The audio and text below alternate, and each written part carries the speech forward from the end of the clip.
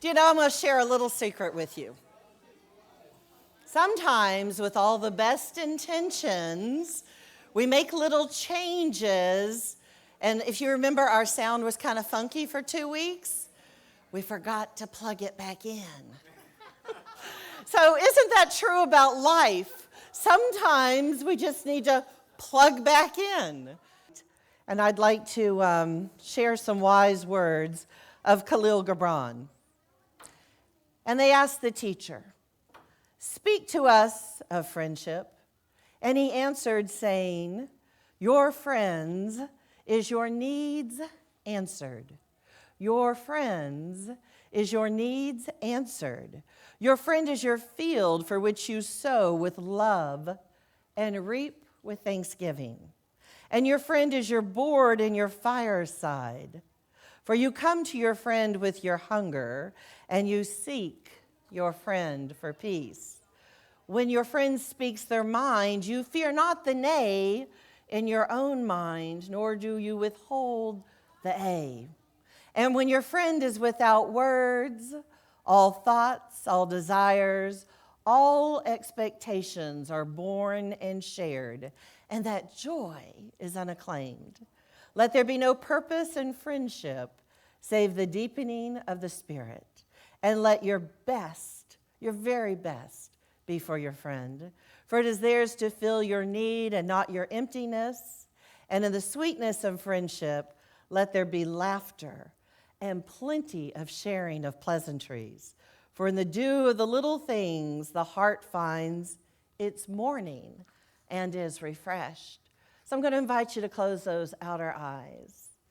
And in this time where we have seen devastation and loss, and we might feel that in friendships and a loved one, it might be on our property, our homes, we just hold the collective consciousness with a vision of rebuilding, refresh, renewal. Hold in this sacred space that ever-knowing presence that God is there, that every fulfilled dream and wish and spirit is being birthed again, that we are entering a time renewed and refreshed. It's a time of softening and gentleness and sympathy. It's a time of compassion, a time to remember those that we love and hold dearly, and a time to release and let go. Let the new begin. Allow a flourishing, a renewing of spirit. And know that wherever you are, God is. Wherever you are, God is. And we are so very grateful for all the blessings, everyone here present today, for all your friends and family, no matter what state they are in, no matter what the appearance looks like. We hold the high watch. We bless them. We love them. And we share in this great journey called life. And so it is. Amen. That was so good. I think that was the first song I ever slow danced to. She said, "Do that sailing," and I just wanted to do this. Let's just wave. Let's just be in the sail. So I don't know how it is for you, but in the last couple days, because I am very concerned about some of my friends in Georgia. Matter of fact, they binged me before I realized this huge storm was coming here. And so I've been watching way too much social media, and it's heavy. It's heavy. You know, my friends up in North Carolina that Karen Patrick, she came and did a meditation with us, and she did a prayer study with us, and she's just outside of Asheville. And she said it looks like a war zone. They have 3 days left of water, and they're boiling their water, and there's no damage to her absolutely beautiful home, but trees are down everywhere. For those of you who have ever spent time in the Carolinas, Chimney Rock, it's gone. Like whole towns are gone. Appalachian State, they've now opened up their cafeteria for anyone to come get food. So I'm watching this, and I woke up at 4 o'clock this morning. It was 5 o'clock, it was 6 o'clock, it was 7 o'clock. And I thought, you've got to stop. This is heavy. I feel heavy. My heart feels heavy. You talked about, where's Mara, and that solar plexus region of creativity and imagination, and it's tight. Like, I feel tight. Like, how do we come on the other side of this? So I so appreciate sail. Just move. Come on, move your hands. Just move it, because when you move it, you open up your lung capacity, that area, that place of breathing in life. You stretch those muscles. We open that solar plexus that she says, yes to life. So everyone who's contributing today and being on our grounds, thank you. That is what community does. It takes all of us. So we are beginning to look at the high seas. And for those of you who have not picked up your workbook yet, I'm going to share with you. Commitment, connection, contemplation, compassion, and today is consciousness. Boy, if we didn't get whooped up on the head about our own consciousness with all this going on around us. There's a statement made by the book, Living Deeply, The Art and Science of Transformation in Everyday Life, by many different wisdom keepers, and this is what is said. All science and all spirituality begins with the quest to explore and then describe in detail a phenomenon. What causes it? What factors facilitate it? What factors inhibit it? What its outcomes are? And what mechanisms explain its occurrence so that the process can be facilitated intentionally over and over again. You know, Charles Fillmore, our co-founder, was often said to be the head, the intellect of unity. Myrtle was the heart. She was the letter writer. She's the one that when the whole world felt like it wasn't working, you wrote to Myrtle. And she sat there by the firelight and she scrolled right back to you. And it became so much that she brought other people in to do the same thing, but they were handwritten notes. And she did it up to 2 days before her death. But Charles, he was a different animal. He wanted to know how this thing called Christian teachings was going to be applicable to your everyday life. He didn't want to just hear about things that seemed of the supernatural. He wanted us to take principles and laws in that we could repeat. That was a repeatable experience to our good, to our highest good. And so sharing along those lines, he called us Unity, a guide to practical Christianity.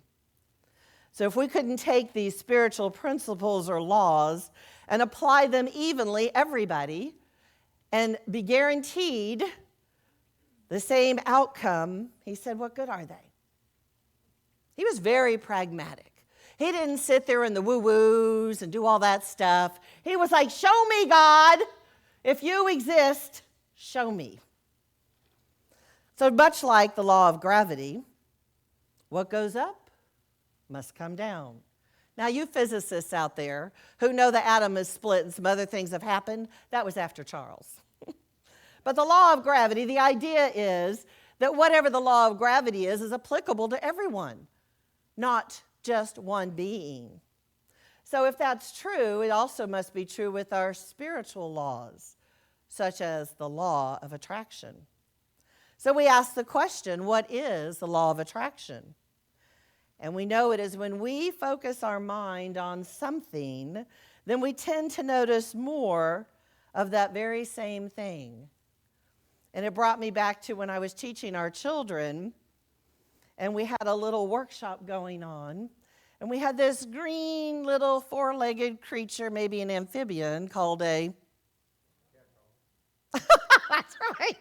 It's a gecko in Florida. 4-letter word, starts with frog. But you're right, the gecko in Florida. Could be Texas. But okay, talk about a frog. So here I am with the children, and I'm like, how are they going to get this concept? Frog, Fully rely on God. Fully rely on God. So now you know in this storm, well, you may not know, my daughter is taken to doing all this greenery at our house, and God love her because that's not my thing at all. And she's transplanting and planting, and the little geckos, they all have their leaf, and they're very possessive of their blossoms. But we have this little green frog, and he shimmies up the screen, and he checks everything out. So every time I see him, what do I hear? Fully rely on God. That is like the law of attraction. Once you have learned a concept, you cannot unlearn it. Is that true? So once you've learned something, once you take it in, you digest it, you embed it, you think, ooh, is that true for me? Whether it is true or not, when that comes back around again, you'll say, I got that frog. I got it. I got it. So what else does the law of attraction mean? In the book, they use the idea of when cancer goes in remission. So scientists, doctors, the medical field, homeopaths, we work very diligently for the well-being and well-cared-forness of everybody. So they experience some sort of testing, some sort of medicine, some sort of methodology, and they do it over and over and over again, hoping to find a cure. But with each and every person that agrees for the medical world to use their test results, it is hoped for the betterment of mankind.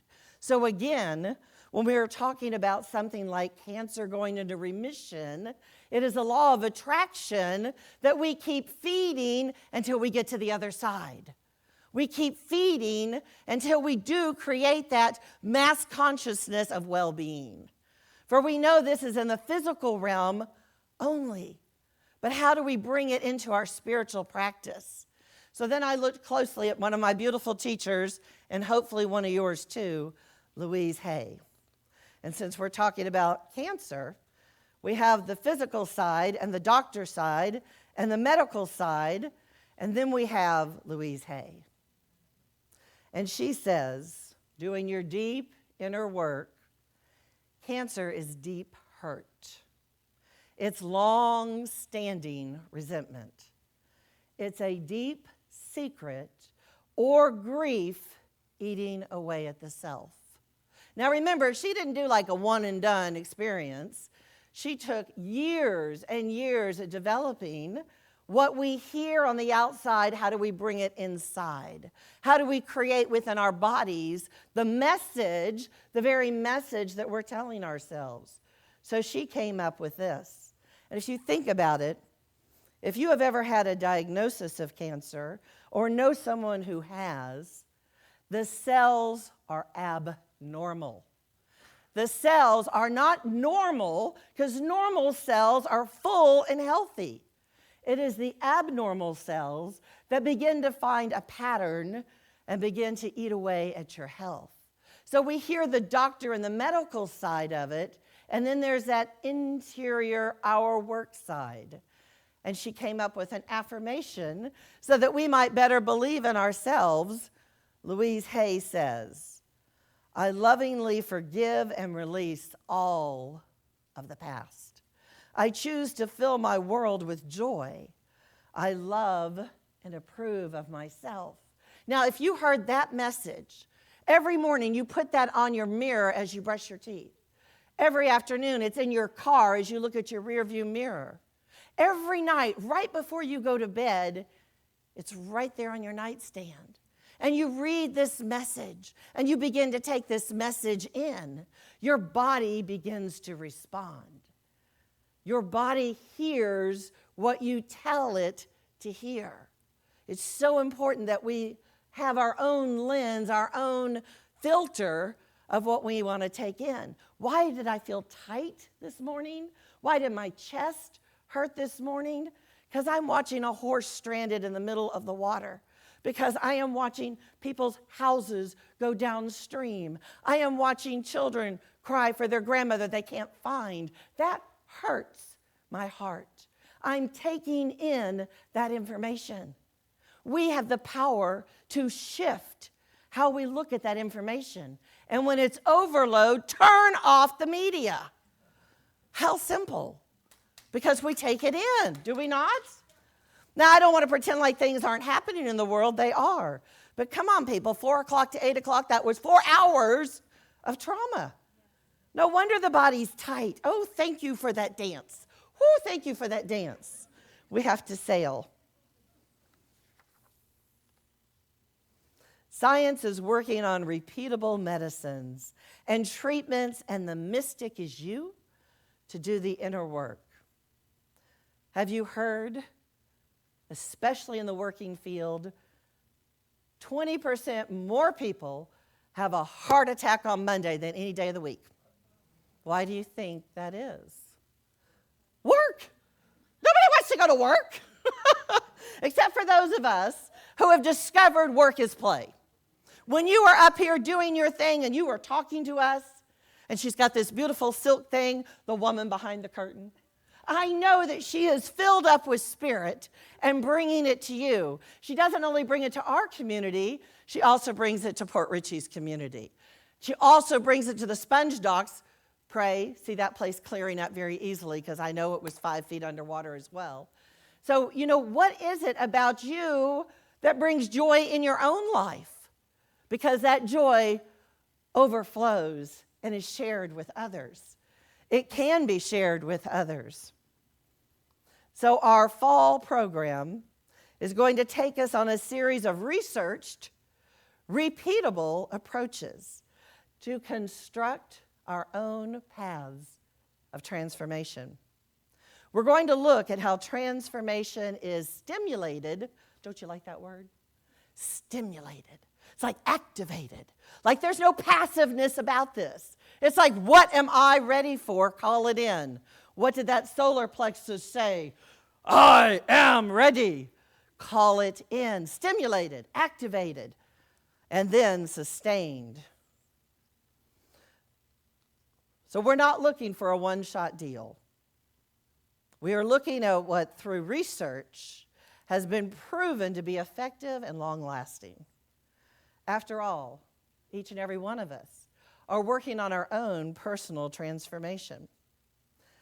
So transformation occurs in our own consciousness first, our own awareness. When you are open to expand your consciousness will expand. Law of attraction. A quote from the book. I stepped onto the balcony into a world of unbelievable beauty. The shoreline extended south for miles. Rock, sand, waves, and the occasional seal. It was breathtaking, completed by mountains just beyond the coast. I felt like the whole scene was smiling just at me, awaiting my very arrival. And I was flooded with contentment and the joy of feeling whole, of being blessed. For the first time ever, external physical elements had become a part of my internal world, and I welcomed them. This person says, I am not a religious person. I am a very successful, highly rational business person. But at that moment, on that balcony, I experienced a profound spiritual awakening, an awareness that I was in a markedly altered state of being. My awakening was this: we are all a single entity. There is no one me alone, only a universal us. Since all matter is a form of energy in motion, could there be a collective consciousness at the molecular level that stems from some sort of subatomic connection? This is like the string theory, how we are all interconnected. At that moment, I realized I'd been living my life in a narrow, active reality. Is it possible that what I experienced was a glimpse of the next natural maturation of my own self-reflection? a person whose vision had broadened and deepened to include a sense of wonder, awe, a mystery buried during an earlier, more combative stage of life. How would that be at this stage in your life that you don't have to hold on to all that luggage? You can let it go. You can choose consciously, with great intention, to let it go, because that was an unconscious life. And we are choosing today a transformative life. So how does our unconsciousness become conscious? Going to have a little help here. Consciousness is a quality of mind that includes self-awareness, your relationships to your environment, and the people in your life. So let's get this ball rolling. How do we recognize our worldview? I will suggest using the power of your imagination. Let's imagine there is someone in your world, just imagine, that is not like you. Got a picture? Not at all like you. As a matter of fact, very different from you. This person who is unlike you and maybe unlike your thoughts, well, maybe their very job is to trigger you, to be so uncomfortable that you have no other choice but to transform your own thoughts. I am Sam.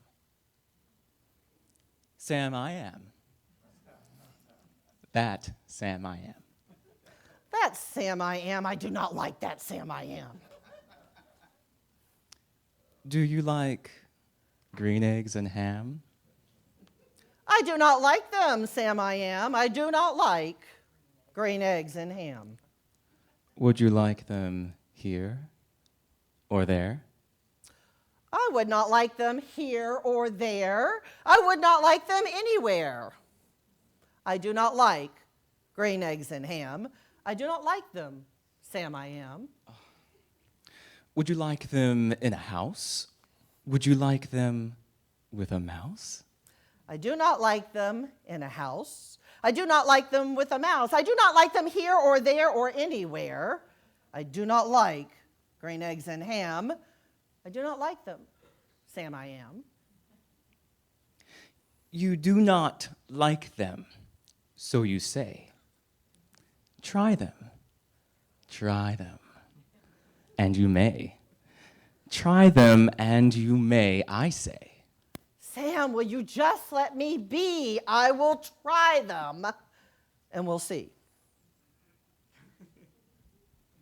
Say, I like green eggs and ham. I do like them, Sam I am.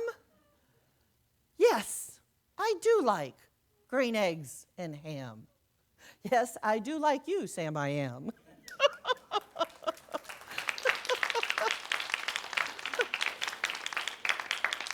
I think you get the gist. We want to expand our worldview. Try something new. Something triggers you, somebody triggers you. You haven't done it before. You don't want to do it. You have a predisposed imagination that says, no. Well, Sam I am. I do like green eggs and ham. And so it is. Amen.